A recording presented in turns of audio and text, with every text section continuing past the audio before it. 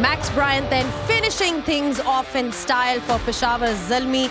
A much-needed win for them. Remember, they'd won just 2 games in the HBL PSL before this game. Maaz Sadakat, the debutant, making that all-important 50. What a knock it was to kickstart his career. And Babar Azam with, of course, another important 50 to his name as well. This is going to augur well for his confidence. Zalmi fans were jubilant, so was their camp.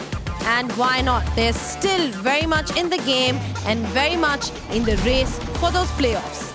Islamabad United making 143 for 9 in their 20 overs. Some great bowling by Muhammad Ali, taking 3 wickets at the top.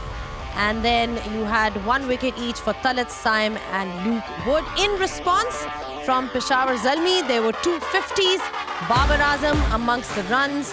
Maaz Sadakat was, of course, the man of the moment, making 55 of 33, and Zalmi winning this comfortably in the end by 6 wickets. This is how things stand at this point of time. They've moved up in the points column, obviously now on 6 points. Islamabad United are at the top with 10 because they won a lot of games at the start of this HBL PSL, but definitely going to be giving a lot of confidence to Peshawar Zalmi this win.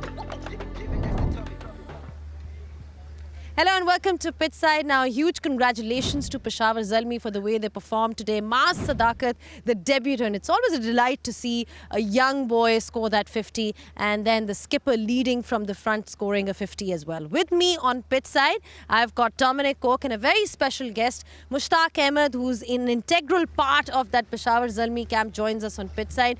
Mushi, great win for Peshawar Zalmi. First, talk us through how you've sort of motivated this group to reach a point where they've won this game, because remember, Peshawar Zalmi went through that period where they lost a couple of games, so I'm sure it was all about that motivational talks, the pep talks. How important were they?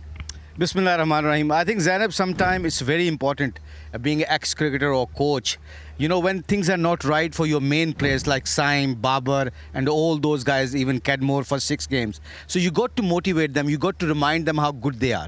It's a very important, you know, sometimes rather than talking about technical things and tactical things, I think sometimes the mindset is the key. I just said to Babar after when he scored 50 runs, he was not happy. Obviously, he put himself, his standards so high. So I said, Babar, sometimes Steve O's used to say that, you know, score runs and even scrappy runs. If you win that's with scrappy runs, that means a lot to the team. So I think those are the things that are very important. So our role was like that, basically. It's a good win because they're a good side. But, you know, of course there'll be Babar and there'll be Sindh. But what impressed you as a coach more than anything else about the performance? What was it that made you beat Islamabad tonight? I think believe. Believe is a key, Koki. The reason is we adapt the condition quicker than them. You know, the bowlers, like if you see Woody, you know, he knew that his role. I think we were trying to clear the roles, you know, what is the role? First 6 overs with a new ball on those pitches, in Gaddafi Stadium pitches, if you bowling on a right target or right line and length, I think you can challenge people's technique here. So I believe that, I personally believe that was the motivation. The guys that took challenge, and I think they were very clear what they're going to do today. A word on Maaz Sadakat then, the debutant today, because like I said, it's just great to see someone who's so young score some runs. And he also spoke about the fact that you sent out a message to him and Babar when they were batting together. So talk us through that. I think I just told them, I said, next 4 overs, don't try to go like a bazaar or, you know, don't try to play any rash shot. Next 3 or 4 overs, if you take that partnership till over 100 runs, I think game will be in our side then. So I said to Maaz in same time, I think Babar was the key for that. When on a break time, I said, Maaz, you start looking to hit the ball, but make sure when the ball is not there in your area, get a single and try to rotate a strike. Zainab, I want to know, and I'm sure everybody around Pakistan wants to know. I know you as an individual. You always have that smile on your face. What are you like as a coach? What is Mushtaq Ahmed like as a coach? What do you bring?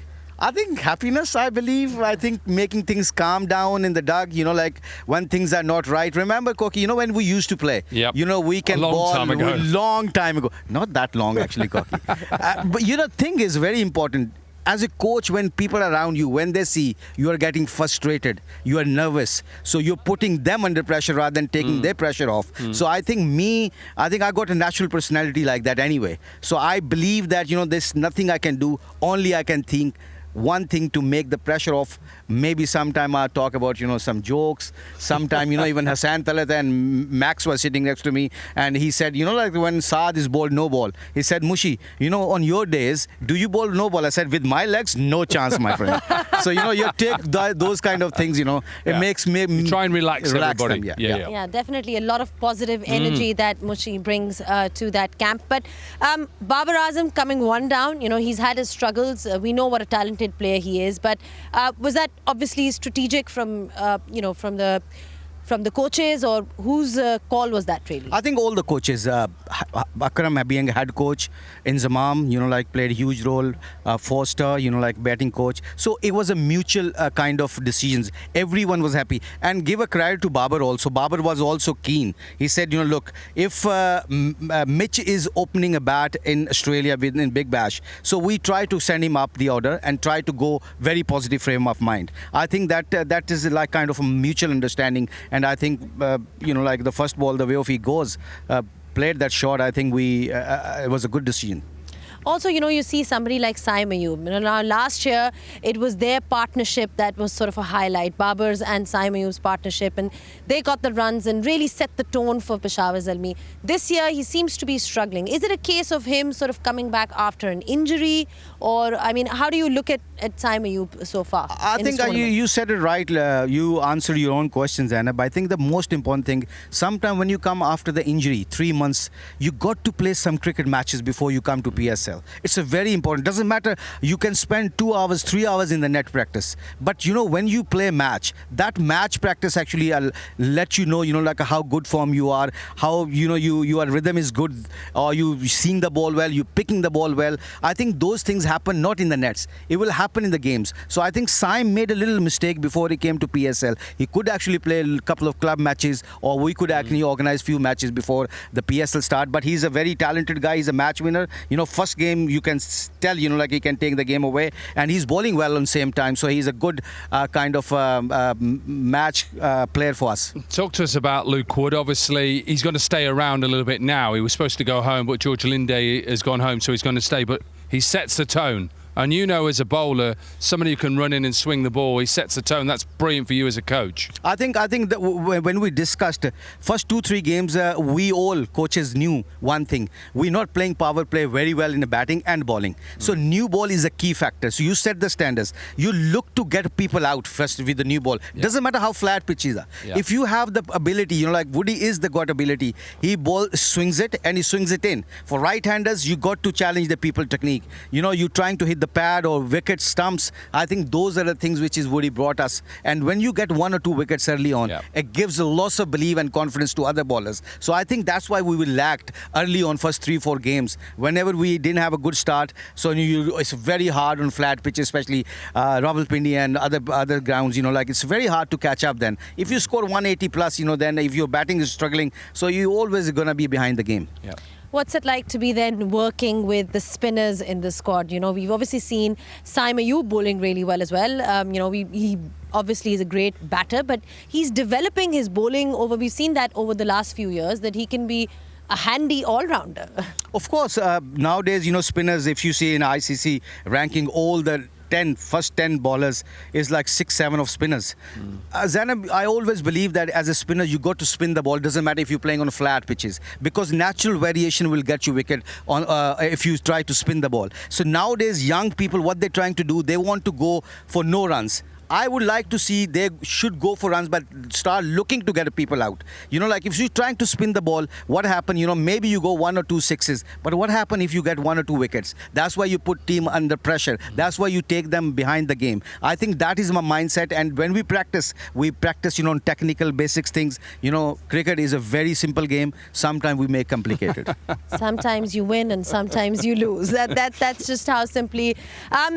It was important for Peshawar Zalmi to win this game and win the remaining ones as well. Now you've got that sort of winning momentum. Also in these conditions, it just seems like it's been aiding the fast bowlers. So somebody like Muhammad Ali was really a standout today. He played the first few games and then didn't really play. So it must be, pleasing for you to watch him sort of come through and really perform the way he did. I think we're very happy to see Muhammad Ali is coming back, especially after first over. When he went for 15 runs with the new ball, it's very hard to come back. But I think credit goes to Ahmed Daniel. He came back and he got one good over and got us a breakthrough. I think that breakthrough was a key for Muhammad Ali. So, like Muhammad Ali and Ahmed Daniel. So those are the guys, when do you see, like this guy can bowl well, I can bowl well. So he didn't went for that 15 runs. He thought, I can come back harder. So I think credit goes to to both of them. They bowl very well, and I believe that we could actually bowl even better with a new ball. I think we will little bit both side, and sometime I believe that as a fast bowler, when his ball starts swinging, even Woody, when the ball is swinging, he was trying to bowl a magic ball. You trying to bowl a magic ball, we will go for runs, and then you can always trying to catch up with the over. So I think overall those youngsters is a very good for us. Like we need a pace. And Mr. Waqar Yunus, let me tell you one thing. Well, I was going to ask you, what did he mention something about the pitch, didn't he, or something? Let me tell you the story. He's just me here. and Inzamam and Mr. Waqar was standing on a pitch. So as a fast bowler, obviously I have I'm a great honor for me to play 15 years with him. What he said it's be a flat wicket and it's be a loss of scoring runs. I said, Mr. Waqar, you're a fast bowler. I respect your opinion, but let me tell you, this pitch is going to be. He's got a poker face right now. Complete poker face. Who? Waqar. Where is he? He's watching you. He's listening to you. I think please bring him down and ask him. Didn't he say that? Didn't he say that, Koki? Ask him. I'll ask him. Yeah, I tell you. You know what he said? It'll be a flat pitch and it's lots of scoring runs. I said, Mr. Waqar, this pitch is going to be up and down, and if you bowl in the right area, you can challenge people technique. And I wanna, when you guys done and when you see Mr. Waqar next time, ask him that question. He will be joining us shortly on pitch side, so I think that'll be my first question to him. But yeah, great performance by Peshawar Zalmi. We've spoken about how the coaches have sort of influenced the team. Babar Azam as a leader obviously was struggling for runs, but then there's the leadership side of things as well. What's he like in the camp? I think he's a very humble guy. The pressure on his shoulder. You know that for last year or so, he's not scoring. Like his 50s doesn't score, seems like he's scoring runs basically. His 40s and 30s seems like he's not in a great nick. And he put himself so much under pressure himself. So he practiced 3 hours every day. So he's got a great work ethics, but he's a very humble guy. He's a good listener. You go and speak to him, he will listen to you.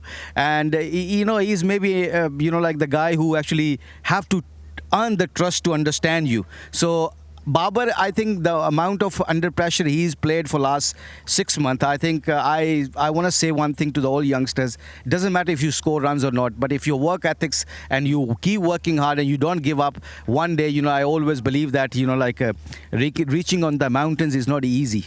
But if you reach there and stay there, that's a quality legends, but people do that. And I think Babar is one of them. Well, these are some fine parting thoughts by you, Mushi. Thank you so much for your time.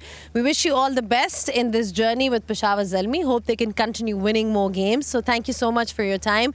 And that was Mushtaq Ahmed with his useful insight on what made Peshawar Zalmi tick today. We'll be taking a short breather and we'll catch you guys on the other side with a new pair of guests.